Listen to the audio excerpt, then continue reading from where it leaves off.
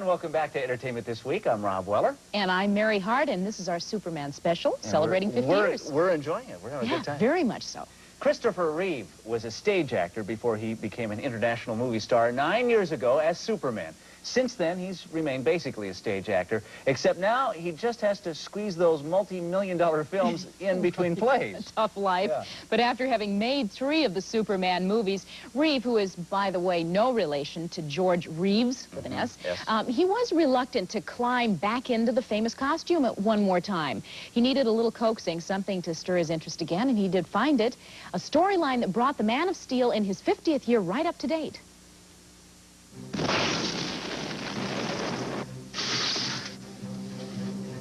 I'm going to do what our governments have been unwilling or unable to do. Effective immediately, I'm going to rid our planet of all nuclear weapons. When Superman 4, The Quest for Peace, flies across the screen this month, the Man of Steel will face his most important challenge ever, ridding the world of all nuclear weapons. We can make the world safe for war profits. It will be a heady change of direction for the comic book character, from fighting robbers and blowing out forest fires to getting involved with world détente. I think it would be a mistake to say, A, that this movie is terribly political, or B, that Superman has a cause. The Superman is basically a friend, and that's it. That's what he's always been. Action! Christopher Reeve is the latest actor to portray Superman. Look, up in the sky, it's a bird. It's a plane. It's Superman. Yes, it's Superman. And like George Reeves, who played the Man of Steel in the TV series, he has found that being able to leap tall buildings in a single bound can be easier than turning his Superman fame into other box office hits. I feel that what happens is that in other roles, I take enormous chances with my career because I make acting choices rather than star choices. If I wanted to really stay top drawer star, there are a whole different series of moves that I could have made that might have guaranteed that, or at least helped it.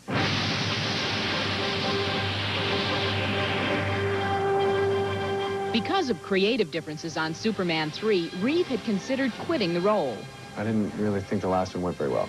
So I had gotten tired of it. And then 2, 3, 4 years go by, and suddenly it seems fresh again, and it seems worthwhile, and a good story comes along, and also a lot of other considerations, like we realize we've got the attention of children really all over the world, and that maybe there's something we can do with that. I know it means a move, but I'd love to get this battering ram shot done, and then we basically... That something he found was getting involved with developing and writing the script. A script that he hopes will carry a message and still fly at the box office. You don't want to go to this movie and think, oh, God, it's going to be like a sermon or something, or a lecture. It's, I guess it's summed up by Superman says, I just wish you could all see the Earth the way that I see it. Because when you really look at it, it's just one world.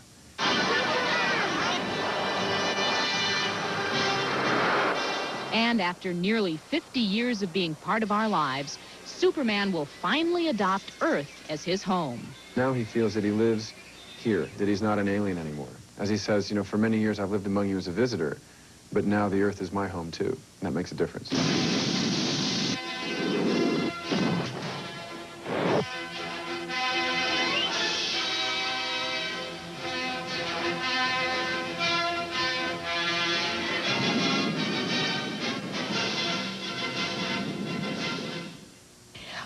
Who can't say that Christopher Reeve has very admirably carried on that time-honored tradition of Superman? Great job. Yeah, he really has. In fact, considering he grew up watching George Reeves play the role, I think he says he feels himself a little bit extra proud. I think so, and we're looking forward to his new film opening this Friday. And we're looking forward to bringing you more entertainment this week in a moment. Our Superman celebration continues as we unlock the doors to an amazing house inside the largest collection of Superman memorabilia in the world. And still to come, Carl Weathers is in the running for a new hit movie. So you know what? Stay with us for a super show. Celebrating birthdays this weekend, on Saturday, singer Ricky Skaggs turns 33. Martha Reeves, formerly of the Vandellas, is 46. James Brolin, 47. Harriet Nelson is 73. Red Skelton clowns around for number 74, and Broadway's Hugh Cronin turns 76. And on Sunday, singer Vicky Carr is 45. Actor Richard Jordan, 49, and Pat Hingle celebrates number 64. And need we remind you that it's Superman's 50th birthday as well. And, you know, we all know someone who cherishes his Superman alarm clock, or maybe your neighbor's kid who won't be separated from his Superman lunchbox. But how do you rationally explain somebody like Jim Hambrick? Well, I'll tell you, that was my job. Jim Hambrick's a Southern California fan who spent 27 years amassing what is reportedly the world's largest collection of Man of Steel memorabilia. There may not be a more dedicated Superman fan this side of Metropolis. Let's see him. Yes, it's Superman, strange visitor from another planet who came to Earth with powers and abilities far beyond those of mortal men. Now, Jim, either this is a great Halloween costume or it's legit. It's legit. This is the original costume worn by George Reeves in the television episodes, 1956. Wow, what's this worth? I got offered $30,000 for it. It's funny, I was just going to offer you 25. I can see already I'm low. Now, how many things you got here? I know I've got at least 40,000 items. Good and that's gracious. basically, this is basically the tip of the iceberg. Virtually every room in Jim Hambrick's home is filled with Superman collectibles, even though he has some items on loan to museums. This is a Christopher Reeve costume from Superman 3. The last one that was made, huh? Exactly. Not even the actor Christopher Reeve was allowed to keep one of these costumes. We did find out that instead of a mysterious material from another planet, Superman's tights are just good old polyester. From tiny pins to life-size posters, this super collection is something to watch. Anything and everything connected to Superman is here. Okay, now, Jim, why is this such a valuable collectible? Nice picture. Yeah, this is an autograph, George Reeves' autograph, and he really didn't sign a whole lot of autographs when he was Superman. Oh, he didn't, huh? No, and as a matter of fact, if you were to run across a photograph of him as Superman with an autograph on it, it's worth an upwards of $1,000. No kidding. That's right. And plus another $7 or $8 for the frame. You bet. Is this a good collectible also? Yes, it is. Yes, as a matter of fact, it's one of the most. It's the most valuable TV guide. It Even is more valuable than the first. Mint condition, $300. Now, Jim, I got to ask you. We're here in the dining room. This is the dining room table. What does your wife think about having this stuff spread out all over the place? She's kind of gotten used to it. When we met, I had all this stuff spread out, and it's the way it stayed. You're being honest with me now. No, She's I'm not. Yeah, all right. She'd sell this for about $250, wouldn't she? Yeah, $3 outside. Well, this is really quite an ensemble of, Yeah, it is. of the marketing aspect, I guess. Correct. Of Superman's been involved in every aspect of marketing there is. That's the Crypto Raygun.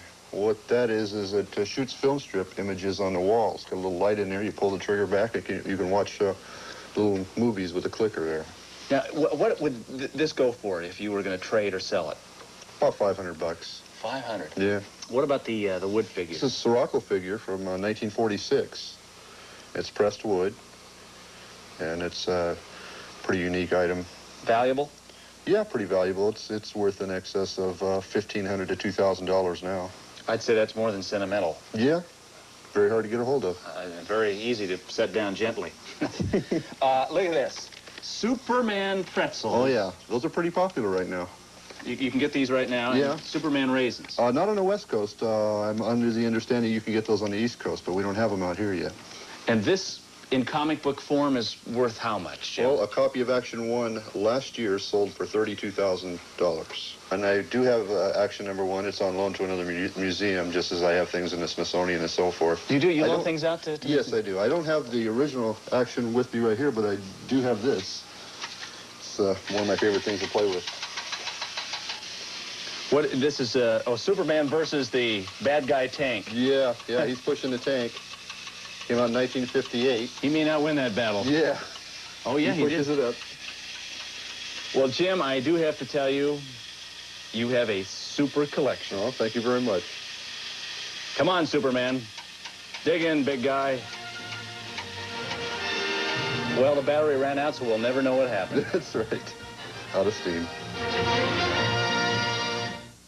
That was fun. For hours we were there looking. Oh, I bet you were. Did you steal any of those Superman pretzels? I sold nothing. But Jim Hambrick's collection is worth more than $1 million.